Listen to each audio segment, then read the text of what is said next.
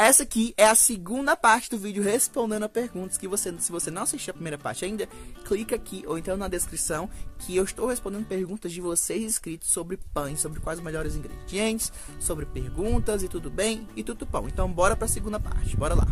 Ainda no vídeo do melhorador, a Marcele Ignâncio, ela fala assim, ó: gente, eu estava atrás de usar um melhorador de pão e encontrei esse menino super simpático, gente boa. Obrigado. Amei seu vídeo, ganhou uma inscrita.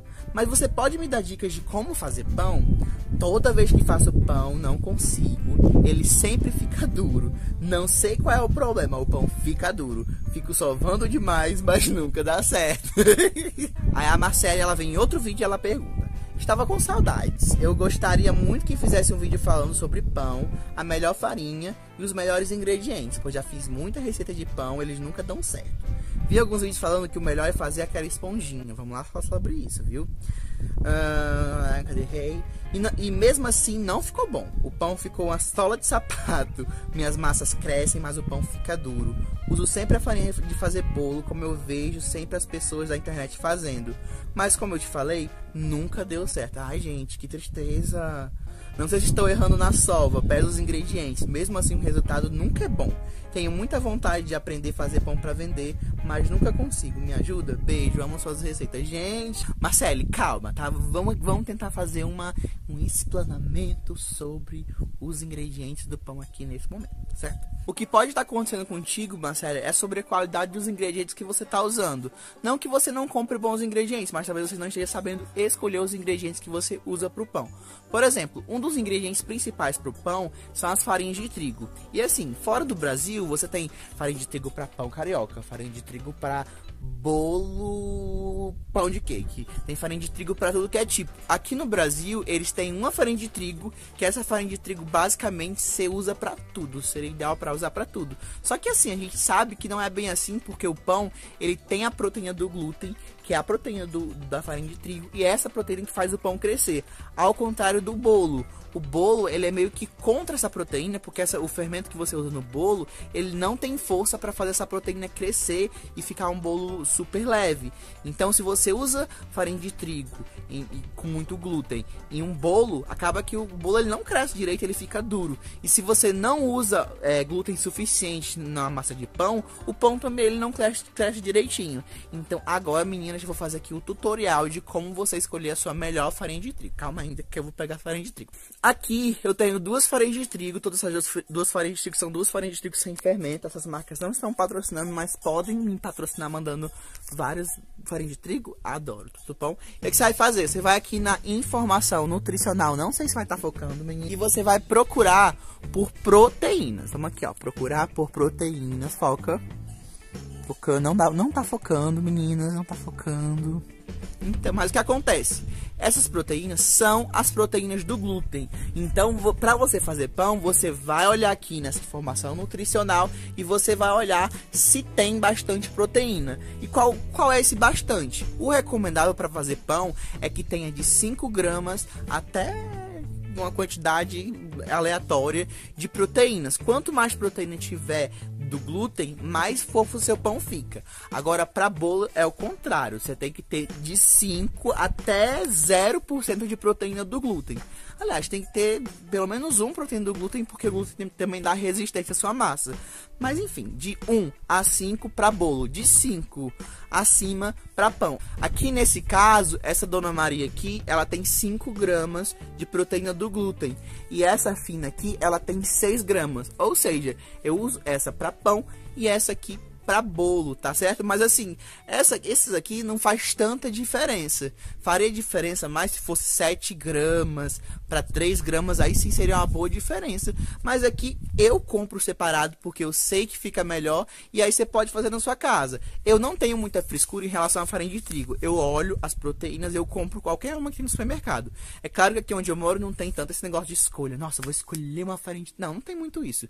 A gente compra, tem 3 unidades, você escolhe uma ou 2 no máximo, tá certo? Então, dona Marcela aí, ó, olha a sua farinha de trigo e vê se ela tem bastante proteína, tá bom?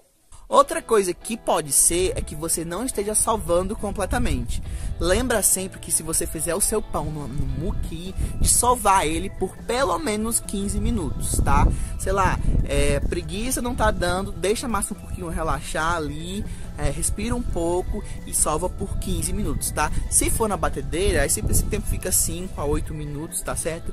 Mas se você estiver fazendo pão na mão, sova por 15 minutos. E mesmo assim, você sovou por 5 minutos na mão, sua massa tá linda, brilhosa, maravilhosa. Continua sovando, porque nem sempre por a massa estar lisinha, ela tá bem estimulada, o glúten não tá bem ativo ainda. Então é importante você sovar por pelo menos 15 minutos, tá? Dona Marcele, aí ó, sova tuas massas por pelo menos 15 minutos, tá? E assim, antigamente eu tinha muito de pensar que o pão ele ficaria duro caso eu colocasse mais farinha de trigo na massa e ela ficar mais ruim de crescer. Mas, gente, o pão carioca quebrou esse meu pensamento, porque o pão carioca que eu fiz aqui no canal, se você não assistiu, clique aqui pra assistir, é uma massa extremamente pesada e que cresce muito.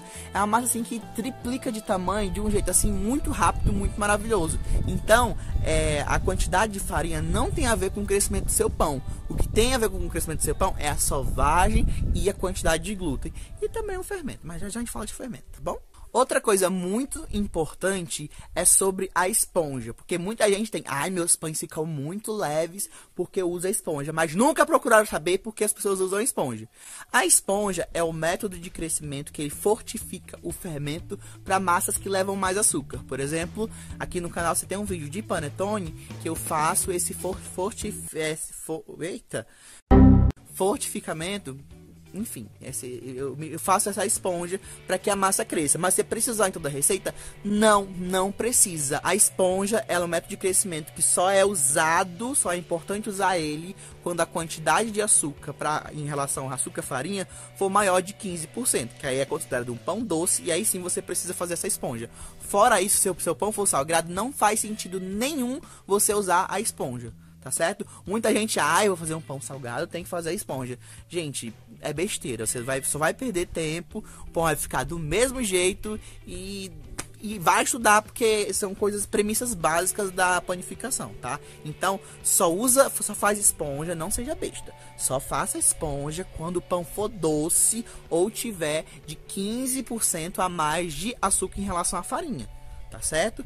Menos que isso, você não precisa fazer esponja nos pães salgados e nos semi-doces. Aqui no canal, um pão, sei lá, pão de hambúrguer, são pães semi-doces. Esses pães não precisa fazer esponja, tá? Você faz esponja nos pães doces, panetone, aquelas roscas de padaria, aquelas roscas doces. Aí sim você usa a esponja. Fora isso, não usa, tá? Espero que eu tenha ajudado, Marcele, que agora você tenha cuidado de fazer seus pães, tá bom? Estou aqui no vídeo de melhorador para pães e a Mariana Arruda de Silveira pergunta: eu só tô tentando entender se pro panetone segue essa premissa também, tipo, ao invés de 250 ml de leite, adiciona 150 ml, altero a quantidade de farinha ou não precisa. Eu falei sobre a proporção mágica anteriormente aqui. Se eu tiver separado esse vídeo em dois, você vai assistir no vídeo passado, tá? Mas basicamente, você calcula o Tangzong como se ele fosse 150 ml de líquido. E a partir disso, você só altera um pouco a quantidade da sua receita, tá? Esses dias eu vou estar fazendo a receita do panetone nos stories, tá? Eu vou falar que mudanças eu tenho feito ultimamente. Se você quiser e puder me acompanhar no Instagram, vai lá, porque lá você tem essas informações e talvez até tenha testado o Tangzong no panetone, que é uma coisa que eu não fiz ainda e eu tenho que fazer, né, meninos? Olha, gente, o que teve de gente pedindo pão francês no vídeo de melhorador para pão não teve, assim, onde coubesse. Então, se você não assistiu ainda o vídeo de pão francês, pão francês, pão carioca, já clica aqui porque eu fiz e é um dos melhores vídeos do canal, porque a receita é incrível, maravilhosa e tudo bueno, né? Então, você não viu ainda? Vá assistir e ajuda o canal aqui, tá? A Elaine Cristina Martins, ela diz assim, ó: olá, querido Tutupom, adorei sua dica e vou tentar fazer o pão francês com essa dica, mas fica aqui o meu pedido, nos ensina a fazer o pão francês, pois não achei essa receita aqui no seu canal. Não faça isso. O Tangzong, lá no vídeo do Tangzong, eu cometi um erro, que eu falei que o Tangzong ele poderia ser usado para todas as massas, mas vamos pensar aqui, ó. A premissa do Tangzong ele faz o seu pão crescer com muito mais umidade.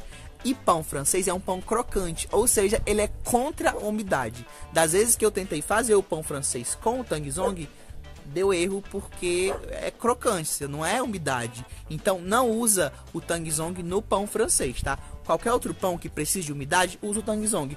Fora isso, não usa o Tangzong, prefira usar um melhorador industrial, tá bom? Tem uma moça aqui que eu cortei sem criar o nome dela, mas eu vou colocar o comentário dela aqui, que ela pergunta se o fermento fresco que eu falo é o levain, que é o fermento natural. E não é o levain, calma, segura aí, não é o levain. Basicamente, existem 3 tipos de fermento usado para pão. É o fermento seco, o biológico fresco e o natural, conhecido como levain. Qual a diferença entre os 3? O seco você tem muito menos sabor, você não tem quase sabor nenhum, que isso pode ser legal para algumas pessoas que já estão acostumadas a não sentir sabor nos pães, mas também é um fermento que tem uma maior duração, uma durabilidade incrível, você pode deixar por 3 meses na sua casa que não estraga. É um fermento maravilhoso que é o que eu uso aqui, porque é como mais fácil de guardar. Eu compro um pacote de 100 gramas, meninos, dura aqui o ano inteiro, tá? O fermento fresco, o que acontece com ele é como se ele fosse o seco, só que fresco. Ou seja, é como se você pegasse o fermento biológico fresco e você concentrasse ele vira o seco. Então, ao contrário, é o fermento fresco, entendeu? Deu pra entender? Tudo bem. O que acontece com o fermento fresco é que ele tem um pouquinho mais de sabor de fermento, até porque você usa uma quantidade maior.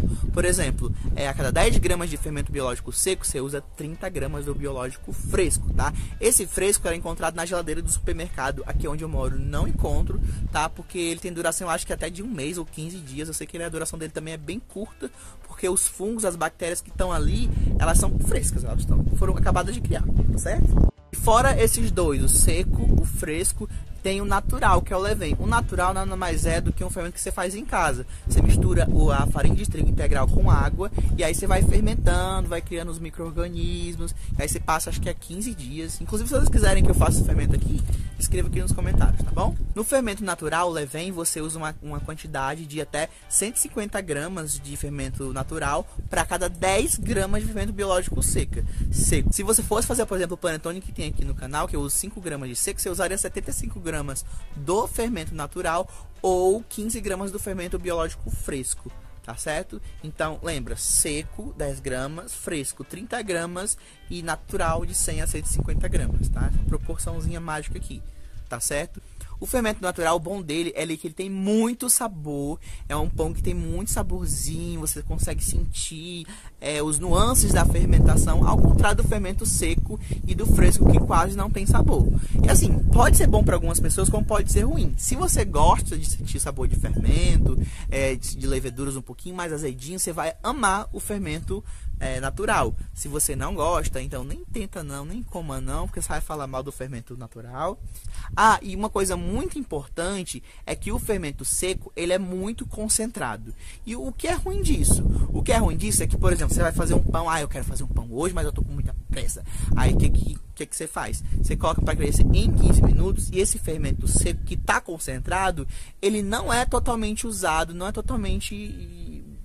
as bactérias não são totalmente liberadas. E o que acontece é que se você não deixa ele crescer fora do forno, quando você assa, ele continua vivo lá dentro, e quando você vai comer, acontece que essas bactérias elas acabam crescendo no seu estômago, dando aquela sensação de inchaço, aquela sensação de que você está tendo um menino, tá grávido, porque o fermento seco não cresceu o suficiente para não ter esses problemas. E isso são problemas de saúde que, por exemplo, vem direto das padarias, porque, por exemplo, um monte de padeiro, um monte de gente quer fazer que o pão cresça o mais rápido possível, e eles acabam acrescentando uma quantidade maior de fermento seco para poder crescer mais rápido, mas o que acontece é que quando esses fermentos não são totalmente crescidos antes de ir para sua barriga, eles vão terminar de crescer na sua barriga. Então, a sensação de inchaço, talvez alguns problemas aí com tolerância a glúten, seja até disso, de fermentos que as pessoas usam em quantidades exageradas, esses fermentos que são concentrados e que são péssimos para a saúde da gente, tá bom? Eu tava separando as mensagens, aí apareceu a Michelle comentando aqui no vídeo, ela colocou assim, ó: olha, vou te falar, é tão bom quando você tem uma dúvida e prontamente a pessoa te responde, este é o Doug. E olha que ele me respondeu no mesmo dia. Querido, obrigado mesmo de coração por sua atenção, você é mara, ganhou um fã, uma seguidora pra vida. Que coisa fofa, gente, tudo bom? Eu espero muito que vocês tenham gostado desse vídeo, eu espero que vocês comentem bem mais, para eu poder fazer outros vídeos respondendo, outras coisas. Graças a Deus vamos entrar aqui na nossa série de vídeos natalinos, que eu amo essa parte, eu falo um monte de tempo e não chega, né? Um beijo no coração de todo mundo. Se ainda ficou alguma dúvida, você bota aqui nos comentários, que já sabe que eu respondo assim que eu vejo, tá? Beijo no coração e até semana que vem. Aliás, se esse vídeo for dividido em 2 partes, vai acontecer que vai cair uma... Eu vou falar os horários no Instagram, tá bom? Beijo e até semana que vem com o vídeo novo. Tchau!